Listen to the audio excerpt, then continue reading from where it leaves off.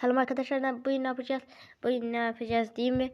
Bugün bedava Robux'u nasıl onu göstereceğim size. Şimdi değil mi ne yapıyorsunuz? Bu Play Market'e giriyorsunuz. Play Market.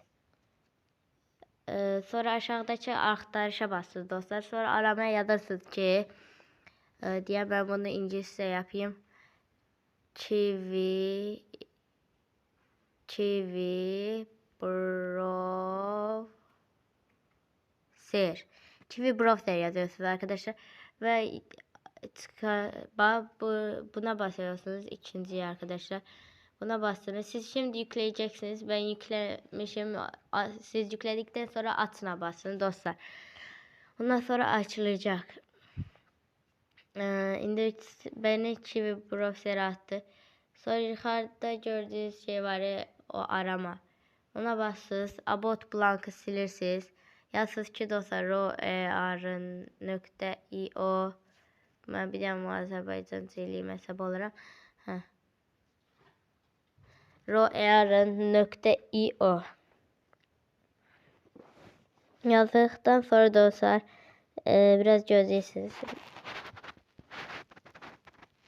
Asılsın ben gelirim. Şimdi dostlar ben indirmişim. Durun arkadaşlar ben remove yapayım. Atto Kiwi yazacak dostlar. Ona basarsınız. Install'a basarsınız. Yine basarsınız. 2 defa basarsınız. Gözleyəsiniz dostlar. Ondan sonra dostlar buraya bir şey gelecek. Bakın o yukarıda olan 3 tane böyle kup gibi. Oraya basın. Aşağıda row şey var. Ona basacaksınız. Şimdi açılacak dostlar. Hiç ne elləmişsiniz. Açılsın ben geleyim. İstəyirsinizsə sizi gözlətməyək. Arkadaşlar şimdi ne olacak? Açılacak. Siz benim davet kodumu yazarak size 5 Robux, bana da 15 Robux gelecek.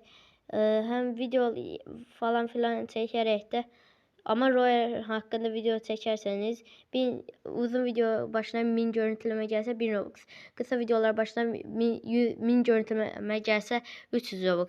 Benim de davet kodumu kullanmayı unutmayın arkadaşlar. Abone olup like atmayı yattan çıkarmırsınız. Sağ olun dostlar.